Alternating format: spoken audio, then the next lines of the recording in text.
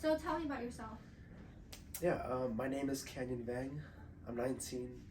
I go to Clovis Community College, and I am a first-generation Hmong American. Can I ask where you were born? Yeah, I was born in West Point, New York, but after that moved everywhere. So What places have you lived in? yeah, after New York, we came to California for about a year, and then moved to West Africa for about 3 years, and then moved to Virginia for about the rest of my childhood, so maybe like 8, 7 years, and then came here to California. Can you tell me like some of your experiences from living in so many places? Most of them, actually, they're all kind of different.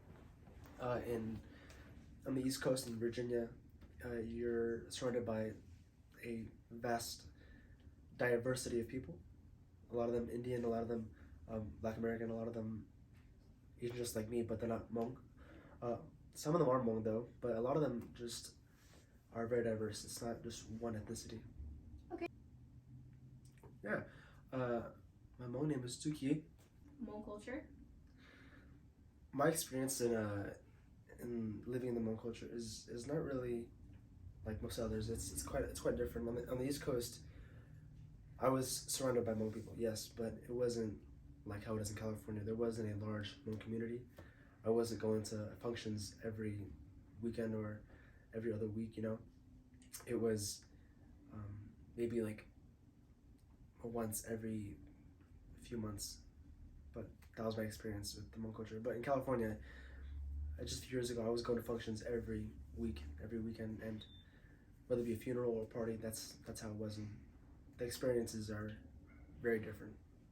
I would consider myself a very cultured person, especially living in West Africa, and then coming to Virginia, where it's also extremely different. Where the environment is very diverse, and then coming to California, where there is a large Hispanic community and Hmong community and Armenian community. It's quite nice being immersed in so many different ethnicities and cultures.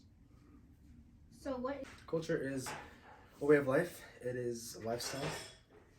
It is what most people strive to have in their families as they have families in the future. And it's what I look forward to having in the future if I ever meet someone like that. I think it's important to me, but it's not my identity. Being a Hmong American is one part of my identity. It's not who I am. It's not what makes me me. Although it is me, I wouldn't say it's the main part in my identity, but it's important. I would say half and half. A part of me because I am Hmong American, I'll always have a place in the Hmong community, but because I'm not committed to the Hmong community. That's why I say it's half and half, because part of me is for it, part of me is just whatever. Yeah. Especially because people my age nowadays tend to speak mostly English. It's been very easy to make friends, but I don't surround myself with a lot of Hmong people, just not purposefully, but just mostly because of the things I do, like playing soccer or going to school, staying home, working out, studying. It's just most of it is by myself. So yeah, they do both fluently. Okay. Can you tell me, at one point, did you ever like resent your like Hmong ethnicity? There might have been a few points. It's mostly because there are a lot of things that Hmong people do which is kind of embarrassing, and I won't get into it too much. But back then, it just made me